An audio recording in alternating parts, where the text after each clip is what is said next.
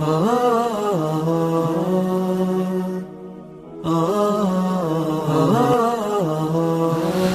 الله الرحمن الرحیم. الحمد لله رب العالمین والصلاة والسلام على اشرف المرسلین سیدنا و نبینا مولانا محمد وعلى آله وصحبه وسلم اجمعین. تقبل الله منا و منکم صالح الاعمال. فرارسیدن عید سعید فطر خدمت همه شما بزرگواران، همراهان همیشگی، برادران و خواهران گرامی تبریک و تهنئت عرض می کنم. امیدوارم که الله سبحانه و تعالی این رمضان را از ما پذیرفته باشد و ما از جمله آزاد شدگان از آتش جهنم قرار گرفته باشیم. اولین مطلبی که امروز همه ما باید نصب العین خودمون قرار بدیم، عمل کردن به این جمله زیباست که می‌فرماید لا تکونوا رمضانیین ولکن کونوا ربانیین. رمضانی نباشید ولکن ربانی باشید. به این معنا که نباید پایان یافتن رمضان توقفی باشد بر صالحات من و شما، بلکه پایان یافتن رمضان باید آغازی باشد برای یک زندگی جدید. و روز عید که ما همدیگر را تبریک میگیم و نو میپوشیم، یعنی تصمیم برای نو زندگی کردن، برای یک زندگی جدید و یک روند جدیدی که پیش روی ماست در این ماهایی که قرار است ما پشت سر بگذاریم تا برسیم به رمضان آینده. مطلب بعد که فراموش نشود این است که رسول الله صلی الله علیه و سلم فرمود من صام رمضان ثم اتبعه ستا من شوال کان کصیام الدهر. هر کسی رمضان را روزه بدارد و در پی آن 6 روز شوال را نیز روزه بدارد، مثل روزه گرفتن کل عمر است. این با یک حساب سرانگشتی قابل برآورد و درک و فهم است، چرا که در قاعده نگارش صالحات نزد الله سبحانه و تعالی هر نیکی 10 برابر است. رمضان که 30 روز باشد می شود 300 روز و 6 روز شوال را ما روزه بگیریم می شود 60 روز و این در مجموع 1 سال کامل است.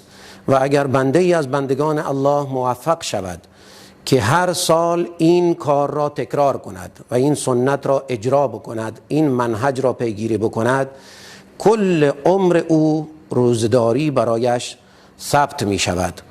نکته ای که در این مقاله و این مقوله قابل بحث است این است که کل ماه شوال ظرفیت زمانی انجام این عبادت است. بسیاری براشون 2 سوال در این مسئله پیش میاد. یکی این که آیا بلا فاصله بعد از عید باید شروع کنیم؟ جواب این است که نه، ضرورت نیست که بلا فاصله بعد از عید شروع بشه. ممکنه 3 روز یا 4 روز یا 1 هفته یا کسی واقعا روز بعد از عید شروع بکنه، تفاوت چندانی ندارد. سوال دیگری که مطرح میشه این است که آیا ما این 6 روز را پشت سر هم باید بگیریم یا فاصله بیفته اشکالی ندارد؟ جواب این است که فاصله بیفته اشکالی نداره. کل ماه شوال ظرفیت آن هست و می شود در کل ماه این روزه را انجام داد.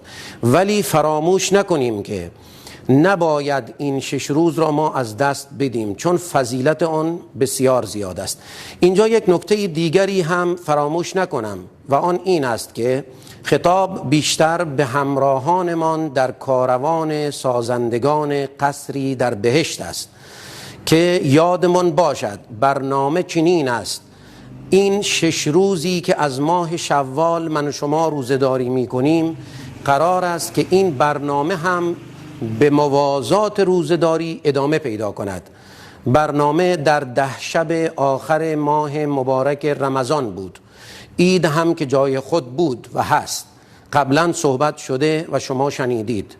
لکن این را هم بدانید و در جریان باشید که 6 روز شوال روزداری و صدقه با هم، یعنی این کاروان ان شاء الله در تکمله این پروژه مبارکش 6 روز شوال هر روزی که روزه می‌دارد صدقه هم فراموش نکند و مشارکت در ساخت مسجد با روزه در هم آمیزد. نکته پایانی این مجال بسیار مهم است. بندگان الله، برادران و خواهران، ما با هم همراه بودیم. شما با برادران و خواهرانتون مراودات دارید. بین ما و شما، بین ما و بسیاری از اهل ایمان حق به وجود می آید. همدیگر را حلال کنیم. من شما را از صمیم قلب حلال کردم. هر آن کس که بر زمین قدم میزند و حقی از من بر گردن او بوده است و خواهد بود، همه حلالشون باد. شما هم به اذن الله تبارک و تعالی دل از همه حق و حقوق خالی کنید و یکدیگر را حلال کنید. قدر یکدیگر را بدانید، در حق همدیگر مهربان باشید، قبل از این که یکی از ماها دیگری را نیابد و آن چیزی است که خیلی زود اتفاق می افتد. هر روز ما شاهد این هستیم که کسی بود و اکنون نیست، دیروز بود و امروز نیست، امروز هستیم و فردا نخواهیم بود. بیا تا قدر یکدیگر بدانیم که تا ناگه ز یکدیگر نمانیم. لباس را نو کردیم، ظاهر را زیبا کردیم، درون خود را هم نو کنیم، قلب خود را هم نو کنیم، پاک کنیم از هر آنچه که از قدیم در دلهای ما اندوخته شده و دلهای ما را سیاه کرده، که قلب نو و قلب پاک نظرگاه الله سبحانه و تعالی هست. جزاكم الله خيرا، بارك الله فيكم. هذا والسلام عليكم ورحمة الله تعالى وبركاته.